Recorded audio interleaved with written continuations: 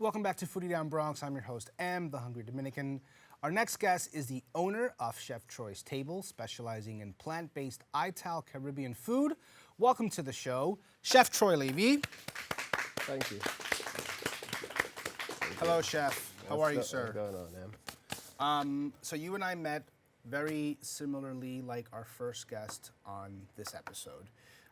We met because you were part of the World's Fair, Yes. which was a 2-day festival that took place this past May. Yeah. And it was a celebration of food from around the world. A lot of the food that I had those 2 days I had never had before. But the biggest thing that I was not at all familiar with was Ital, which is what you specialize in. Absolutely. And we had met a little while before the actual festival, and you had prepared some amazing dishes. And you broke down what exactly Ital is. Yes, I did. So if you could be so kind as to share the information as to what exactly is Ital. Absolutely. But first and foremost, Ital is, for a lot of people, a cuisine. However, it's not a cuisine. It's a culture. Right. So Ital is a culture where it was originated from Jamaica. The Rastafarians, who were outcasts in the rural areas of Jamaica, went back to the hills, and they had to cook food without process anything. You know, so they used to cook like all their provision. Everything was like they had to mimic flavors and utilize different flavors without using salt, without using sugar, without using a lot of processed ingredients to make it palatable and taste good and also healthy for them. So Ital originated from there. And Ital is just a culture where Caribbean people on a whole uphold and look to as a way of life, a way of living, a way of treating your body healthy and treating your body clean and kind. When I had tasted your food, of course it was amazing, and all the flavors were there. It wasn't anything that nothing was missing in anything that you've made for me and I've tasted. But being that you live in America, being that the food is completely different from anything resembling Ital cuisine, how do you find it eating here? Like because again, like it's a very limited diet. It's all beneficial, of course, because you're not adding, like you said, any of those preservatives or any extra stuff. But I'm assuming it's probably still difficult for you to just casually go. It is more of a challenge because me personally, I mean, like if I meet somebody and I'm speaking to somebody and they want to go out, it's very few places you could go where they actually prepare Ital food, Right. So it is definitely limited in that sense of it. And also the food that is grown in America, South America, wherever in America, it's not as you eat food in the Caribbean. Because for a roast breadfruit, like if I do a roast breadfruit, it don't taste the same way. So sometimes a person might want to utilize something that has a little bit of density to it. So some people use, a lot of people will try to use salt, but me personally, when I eat breadfruit in America, I try to fry it, I try to bake it, I try to do some mushrooms, and mushrooms has a lot of flavors, or you do some spinach or some kale, you saute that, and it has a lot of flavor. So what we do is we try to balance flavor with flavor upon flavor with different things. Right. But you're absolutely right. We don't find the same thing as it relates to Caribbean food and American food. I mean, as soon as I found out what Ital was, I was actually was looking around Brooklyn trying to see if I could find any Ital spots. Yeah. And I just there were There are a few. There are a few, but very few. So it was just I kind of gave up. I was like, you know what, I can't really, because I wanted to challenge myself and see if I could do an Ital cuisine challenge. A challenge, yeah. But I'm honestly, definitely starting an Ital challenge for the new year. I mean, I still want to do it, but then I'm realizing that a lot of it is going to be things that I have to do at home. Yeah. Which I Rather would than probably going just outside like and eating. be hitting you up all the time. Like, am I doing this right? Am I doing this? How am I doing this? Because it just seems like it's again, it's limiting, but it's also very beneficial. And you talk about how it's also, I think a lot of people don't think about what they put into their bodies. They just do it. Just do it. Just want to eat something. You want to have some energy, but with Ital, it seems like you have to be very cognizant of what it is. You have to be very putting. conscious. And one other thing with Ital too, I mean, it brings out that creativity in you. Because, for me, like if I want to if I make a dessert or whatever, I'd use some dates and I'll puree out the dates and I'll use that as my sweet base. So, you know, you use different things, you be more creative, and I think that's one of the things that a lot of people are intrigued by as it relates to Ital. Right. It's sort of like, how can you make a dish work with This- very limited, you know, things that you can make it with. Exactly. You know. And one other thing is, a lot of people have the misconception of Ital as being vegan. But the difference with Ital and vegan, you know, the difference is we don't utilize process. Yeah. Vegan has a lot of process. Yeah. I had a lot of bad vegan food. Yeah, you I'll know, tell you that much. and you know, and also vegan utilize a lot of soy and a lot of things that we just don't utilize. Right. Right. So you have a lot of pop-ups. You have your pop-up dinners. You do festivals. What's the biggest takeaway that people, you know, walk away with when they come up to your stand and they eat what you're offering? I'm assuming a lot of people do not know what it is. Ital is, definitely. Right? And then once they have it, I'm sure they love it, and then you sort of blow their mind with like, And that has I nothing. definitely get the same response that I get from you. Right, It's right. like people are amazed by the fact that there's not a lot of process, there's not a lot of salt and a lot of sugar, but it just has that flavor pack. Like people taste it and like, oh yes, this is really great flavoring, and nothing is overpowering. Everything is out of balance. So Yes. people like that on their palate. So, you know, people always appreciate it and always walk away with like, wow, that's something new. Right. You know, and it's not something new that, oh, I wouldn't try it again, but something new that I would definitely like to learn more about it, and I'd like to try it, and I'd like to, you know, delve into where it come from and find Right. out more about it. Well, I mean, going back to what I had said, like, you know, when you had given me some food and I was like, wow, this is really amazing, I'd love to sort of follow up. It does get difficult because I had the intention. I was like, I'm Yeah. going to do this. I'm going to look for Ital spots, and I could not find. Yeah, a lot of people think it's strict too, because me personally, when people want Ital, they always link me up and whatever, because Right. I get so much DM, so much. I do a lot of catering, go to people's house and cook for them, because people want to try it, to understand it and see where it come from, and more than likely transition to that lifestyle. Your catering clients, are they a lot of first timers? Like they're just trying this out? Some of them are first timers, and some of curiosity? them are like they grew up in Jamaica trying Ital food, or in the certain parts in the Caribbean I've tried Ital food before, so they just come here and say, let me see if it tastes like Ital, and they are always walking away like, yes, Right. it is original. It's not no Right. bootleg or fake stuff. Have you found that, let's say with like other Ital chefs or people who make their own Ital food, that maybe they'll take in some substitutes and maybe add a few things that don't necessarily go with a certain Definitely, dish? definitely. I mean, a lot of people that I've seen, especially in New York, who try Ital or say they're cooking Ital, they usually have like, okay, I'm gonna try this, but I'm gonna just had limited amount of this or a limited amount of that in it. I mean, there's nothing wrong with it, because I always tell my clients and I tell people on a daily basis, like, if you want to try Ital, don't just get up and say, oh yeah, I'm gonna do Ital. Get up and try it. It's a transition. It's a long road. You Yes. know, like if Right. for the whole day you try one Ital dish per day. You know, just try like that and gradually get into it. And you know, probably for dinner you try something more Ital and eat whatever you normally eat. But I always tell people, be conscious of what you put in your body, because you know what you put in is what you get out. Yeah. You know, and you have to take care of your system, because you only get one. Right, absolutely, yeah. I found that out, you know, I mean, it's always good to be self-aware of what it is that you put in your body, but my hardest lessons in that were this past summer. Yeah. So the change was so dramatic that it made me conscious of what it is that I put in my body. Definitely. Even though I've realized like the last couple of weeks I've been slipping, like I've been Yeah, I just mean, going, you know, it's- we're not perfect. We're not perfect human beings, but It's at the end been, of the day, we try. It's yeah, you try. It's no one's going to be perfect about their diet, but it does really matter what it is. And it definitely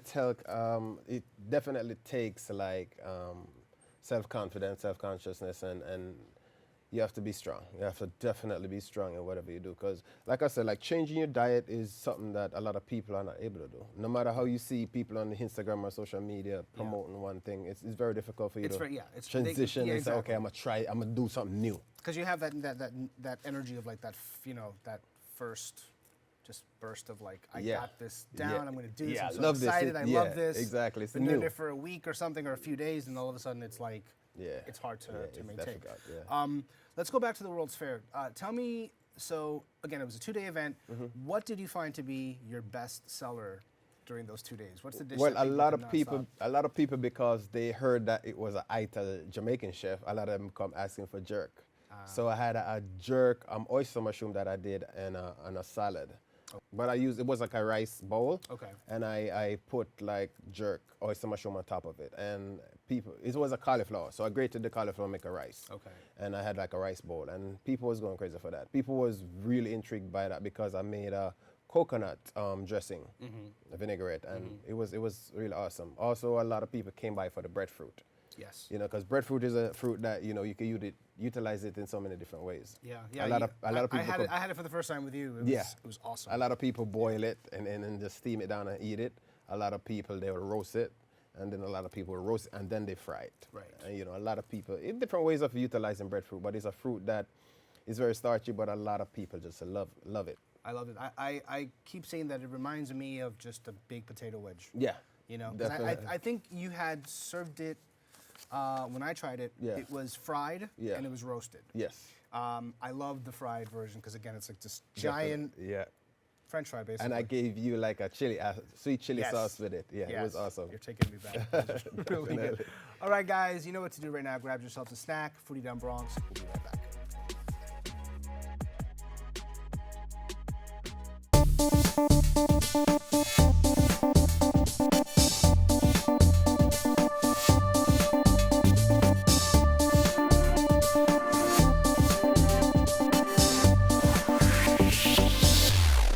Welcome back to Foodie Down Bronx. I'm your host, M, the Hungry Dominican. I'm joined on set by Chef Troy Levy, Ital chef and owner of Chef Troy's Table. Chef, so we have this beautiful spread right here. Can you please tell my audience what you're about to make? What I'm about to make is a kale ackee salad Kale ackee with salad. a jerk portobello mushroom on top of it. Okay. So basically, we in Jamaica we utilize a lot of kale, a lot of ackee, because ackee is like a staple in our breakfast, lunch, and dinner. So you know, I just being creative. I use some red quinoa and some ackee, and I kind of made my own spin on an ackee quinoa That's awesome. roll. And That's awesome. And those are right over these are the ackee rolls. here, right? Yes. Yeah, those are really fantastic. I have to say, I've said as much. I do not like. Well, I don't love ackee. Yeah. I don't want to say that I hate it, but it's not something that I would ever just order. Get up and go buy it at No, the store. not at all. But I think that is maybe the best version of ackee that I've had because the texture is super soft.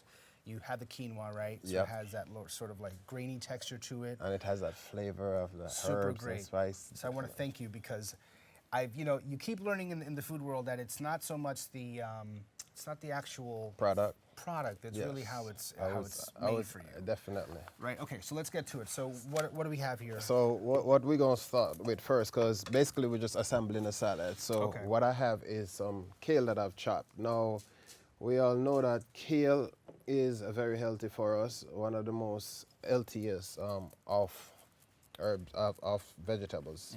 And I'm going to mix my kale with a little bit of mint and cilantro. Mint and No, cilantro. the mint and cilantro, for me personally, the mint give it a nice flavor.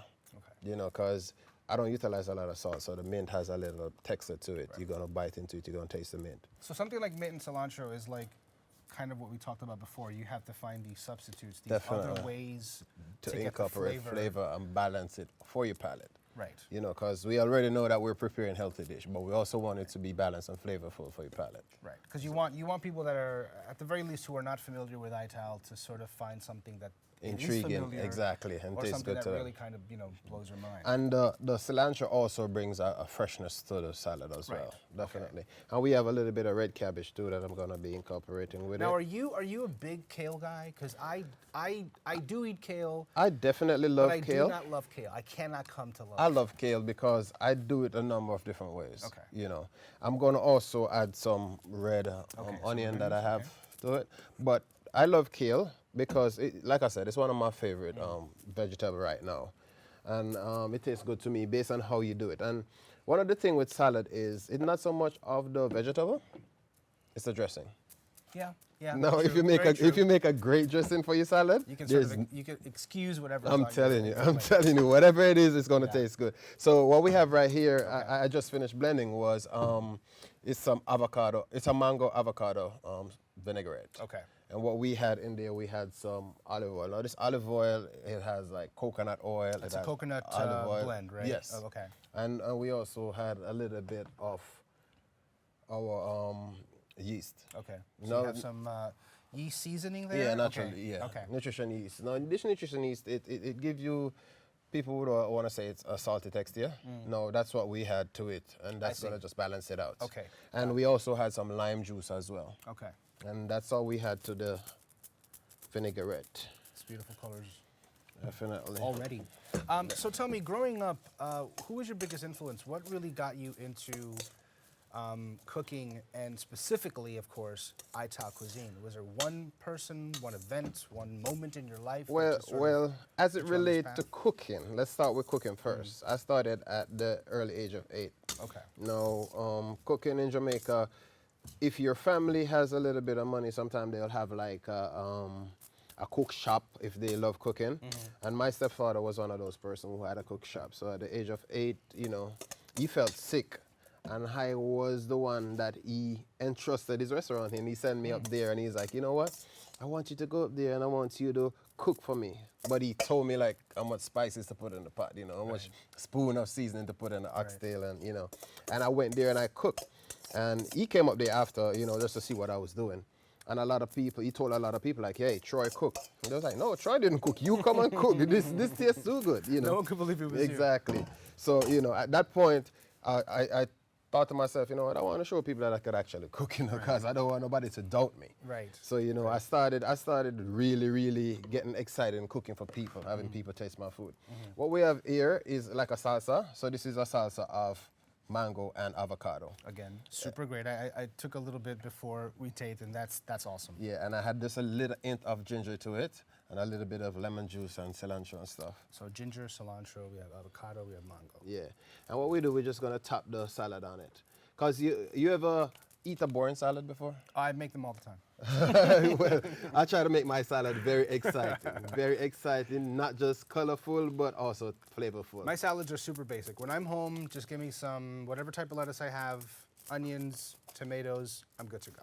Well, That's it. I try to kick it up just a notch. Now this is the portobello mushroom that I have, and I'm just gonna slice it. Now the portobello mushroom give you like a meaty consistency and texture. Right. And a lot of people looking for that. And I've also utilized with traditional jerk seasoning. I did a jerk blend and I kind of marinated my portobello. Now, mushrooms are something that I've always been behind. I love mushrooms. I get into like intense arguments with people who don't like mushrooms. But again, it's a texture. I understand why people don't like them so much. But Well, it depends on how you cook it. yeah, I guess. Yeah. Definitely. It always comes down to that, right? Yeah, definitely. But I feel like mushrooms it's one of the foods that if I mention it to someone, especially if they haven't had it, they will just refuse to ever have it. Yeah, you're 'Cause absolutely they just right. look at it and they're just You're like, absolutely right. no A way is it lot gonna of people tell me like, oh, chef, you know what? I'm scared of mushroom. I don't want to try it. Yeah, yeah. And you know, once I cook it for them, they're like, oh, It's like it's chef, chef, what's well, going it's the same on? thing with the breadfruit that you introduced. And now I'm like constantly always looking for breadfruit. Yep. Anywhere I go out. Yeah. I mean, you see, some of the things, like I tell people all the time, I'm a Sag. I try anything once. So, you know, for certain food, if I'm not allergic to it, I'm going to try it. Right. Let me be the one to say I like it or I don't like it. I don't want somebody to tell me, hey, that don't taste good, don't eat it. You know, and there's a lot of people like that. They draw the conception or the perception based on what other people say. 100%. 100%. You know, so this is my Ackee that is Kale bowl. beautiful. And I'm going to just top it off with a little bit more of my Let me ask you, because you follow the Ital diet, or it's lifestyle, it's not diet. When's the last time you were sick? I was going to ask you that. I really don't get sick. I really don't get sick, and after the Caribbean would knock on wood, I don't get sick, and I try not to get sick, because what it is, honestly, if I feel like, because some of the time, like, you change your weather, like, you know, you changing from summer to spring or whatever. Yes. Sometimes people get a little snuffy. Yes. Now, for me, I have a lot of recipes that are, you know, homemade recipes that I Sure. utilize. And Sure. when I know that this transition is coming on as it relates to the I just, fit to the weather, I just make sure I blend up my garlic and my ginger and stuff and take about 2 spoons every morning and I'm good. It's like you take so all once preemptive that, measures. You're exactly, good. Yeah, yeah. exactly. That's So amazing. that way I don't have to go to the doctor and waste my money. Yeah, on because I that. mean, I assumed as much when I first met you. You I was know. like, wait a minute. Because the more I read Definitely. about Ital, I was like, well, clearly he's never been sick. So- Let me just take a quick picture of that because that looks super beautiful. Let me put a little bit more dressing on the And side. again, I just want to point out what exactly is in this dish one more Yeah. time. So what we have the kale, and Okay. we have incorporated kale with some red cabbage, and then we have the pickled onion in it as well. That looks amazing. And I then have we to try add this we out. add the salsa, the avocado salsa with the mango on top of it. And we add the jerk portobello mushroom on the side, and we have the ackee roll on the other side of it. That's beautiful. Okay, I'm excited to try this out. Where is my? I need a utensil. We have some Yes. forks right here for you. Awesome. Thank you. No problem. As everyone witnesses me eating a salad. I'm gonna go for the ackee right away because, again, I can't stop saying how delicious this is. I'm glad you like it. It's very good. Glad you like it. How long did it take you to make the ackee? Not very long, because ackee is a fruit, so you get it from the tree, you cook it. You cook it for probably 15, 20 minutes, and then you just cool it. And what I did was I cooked the quinoa, cool that as well, and make it. Because some of the time, like in Jamaica, a lot of the Rastafarians or the Ital cooks and chef nowadays, they are utilizing more raw. I see. Okay. You know, so they don't Okay. really, some people don't even cook the ackee. They just Right, cut it they up. just cut it up and Because it's serve more it. buttery, because once you have good ackee, you don't have to cook it. You could just cut it up and, put it in a salad, put it in the roll, put it whatever, and it's just that simple. Awesome. Thank you, Chef. All right, Thank you, guys, Dan. stay connected with Chef Troy Levy on Instagram at ChefTroy's_table and on his website, cheftroystable.com. Well, that is all, folks. The show is done. We're wrapped. Thank you again for tuning in, and thank you to our guests today for joining us. Tune in every Thursday at 6:30 p.m. right here on BronxNet, Optimum 67 and Fios 33. Also, tune in on the go at bronxnet.org and find us on YouTube. From BronxNet to the world, this is Foodie Down Bronx. I'm your host, M. That's Chef Troy. Remember to feed your mind, feed your body, and if you see me coming along, feed me. Adios.